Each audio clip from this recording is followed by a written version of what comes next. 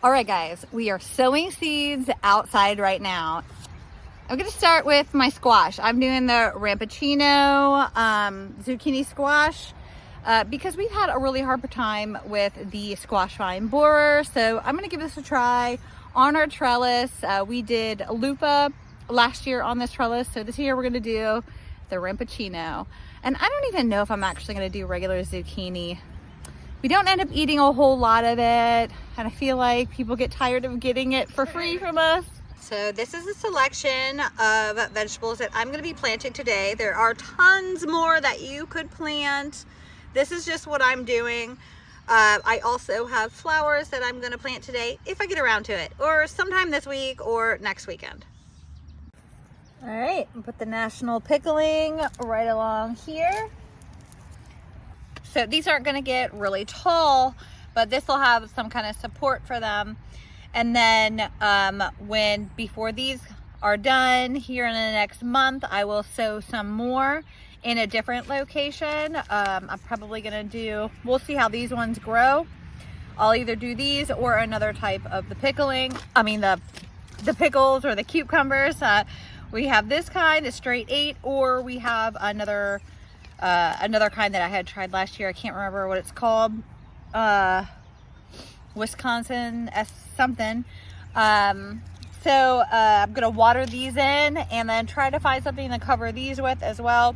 I think I have some more of that hardware mesh or something similar, but I'm gonna move on to then sowing my squash seeds, and then I'll water everything in and make sure everything's covered.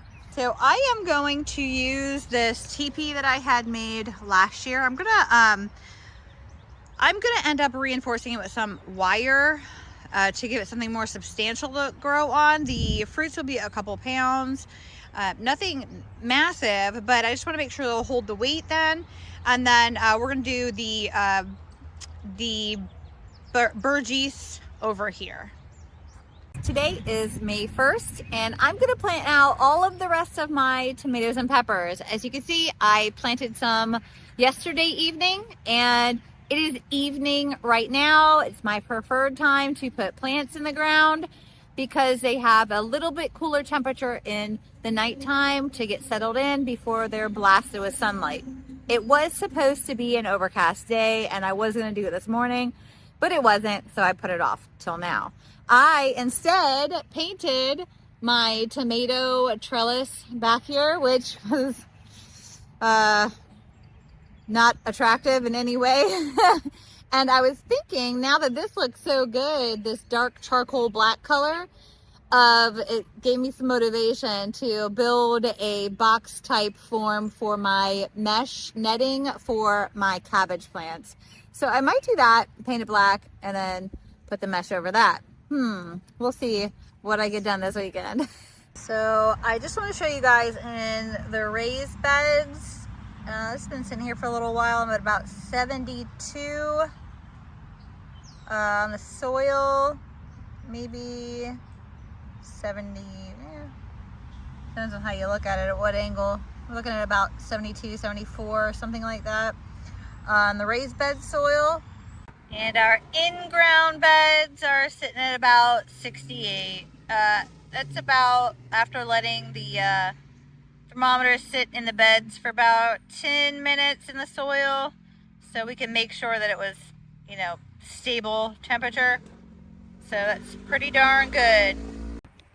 So I have my stake here. It just kind of helped me also mark where I was putting them, but I'm just going to figure out my spacing here. I'm going to move this over.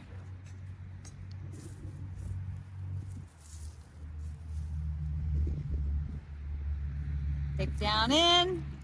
And then I put a handful, my size handful, nothing crazy, of the Espoma. Just general garden fertilizer. And then I mix it in with the soil down here. Pretty deep.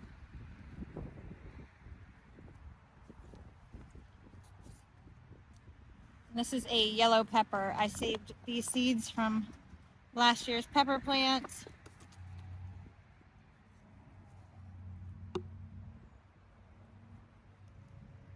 Okay, Get it down in there and then push my soil up against it. I don't dig them deep or anything crazy, just same height of soil.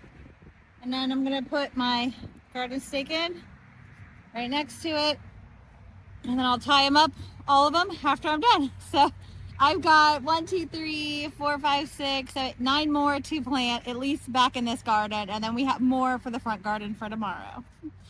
Okay, it is a little bit windy, so I hope that doesn't interfere with recording here. I have some cotton twine that I use. All right, so I tie around the, let me get you closer.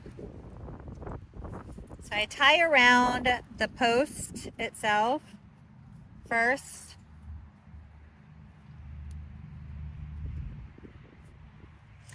And then I just come around the plant.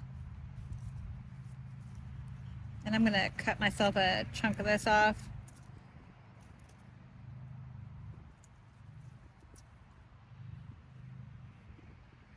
Then I kind of figure eight it a little bit there.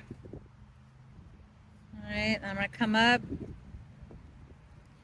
do the same thing up around here. And figure eight. And I'm not tying it tight because this stalk is gonna get really thick. It's not gonna stay skinny like that.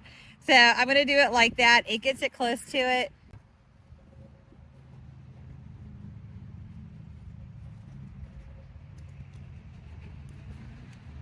And I just kind of tie for right now because I have all this extra that I can use as it gets bigger. I kind of just tie a loose knot here and let the rest of this either hang or I wrap it around so that I have it for later. I just kind of wrap it up around the top of it and put another little loose knot up here. So I tied the extra up here, and that way when it gets bigger I can just undo this one little knot here and then do it some more as it grows and follow all the way up the pole. All right, so that's all the tomatoes, the peppers. There are 15 in this 4x8. I probably have another 4 to go in the front garden. I didn't really count. And I'm gonna put some cherry tomatoes in the front garden too. All right, so it's the next day and we are planting the tomato plants. Michael's gonna help me out. Nope, don't need the water yet. It actually rained last night like I thought it was going to. Gertie's sad because she wants to help plant in the garden too.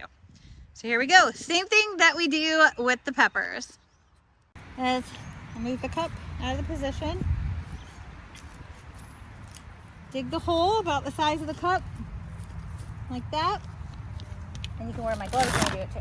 They're wet though, but I get a handful of fertilizer, mix it into that soil down there. Yes, it smells horrible. So I put my hand like this. Look at my fingers on each side. Show the camera, kind of like that. Fingers on each side of the plant.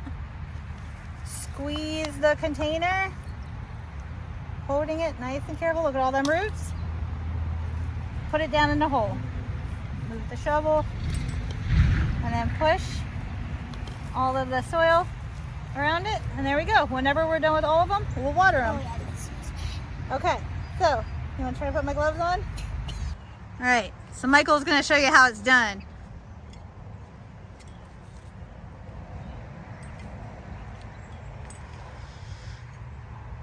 It's about the size of the cup. Yep, looks good to me. Handful of fertilizer. Yep, mix it around really good in that soil. Yeah, that's a good way to do it. I like that method. All right.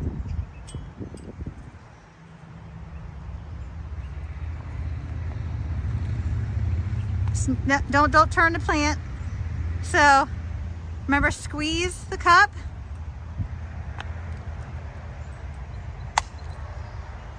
And pull up. There you go.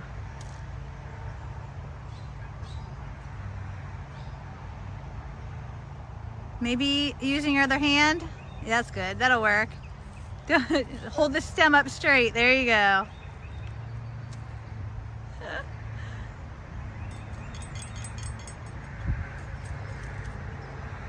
There you go. Looks good. Good job.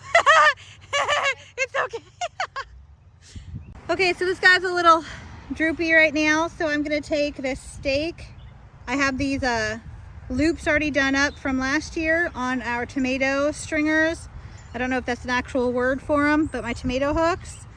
I'm gonna put this down the ground next to the tomato and wrap it around it. I have a whole video on how we did our tomato trellis.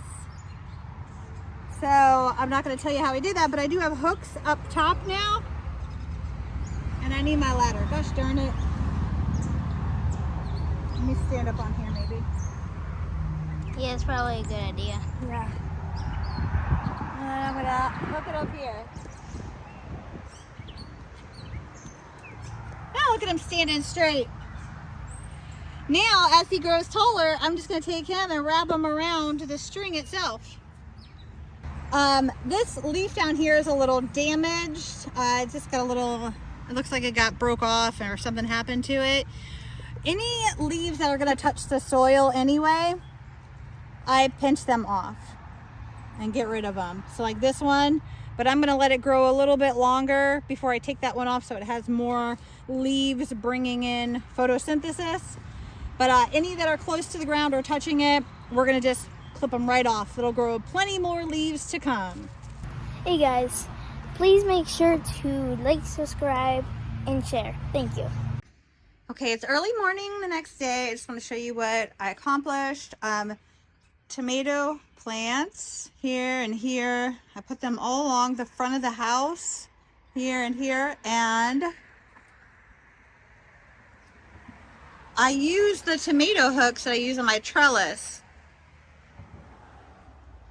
Put the stake in the ground here, wrap it around just like I do for my trellis to get it going up here.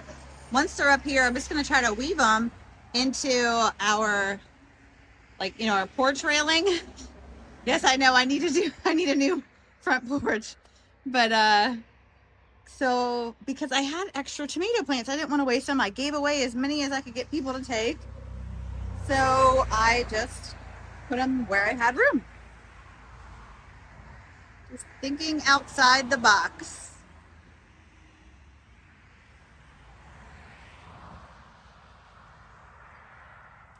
Look at that echinacea. Oh, this bed's beautiful. A lot of these perennials look amazing. The feverfew, the creeping thyme. We got hyssop and veronica.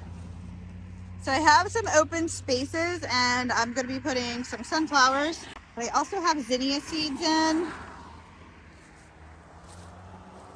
Got onions and strawberries. Chamomile. So I put some chamomile in a couple areas. And these are snapdragons that came up from last year's. I smell a skunk.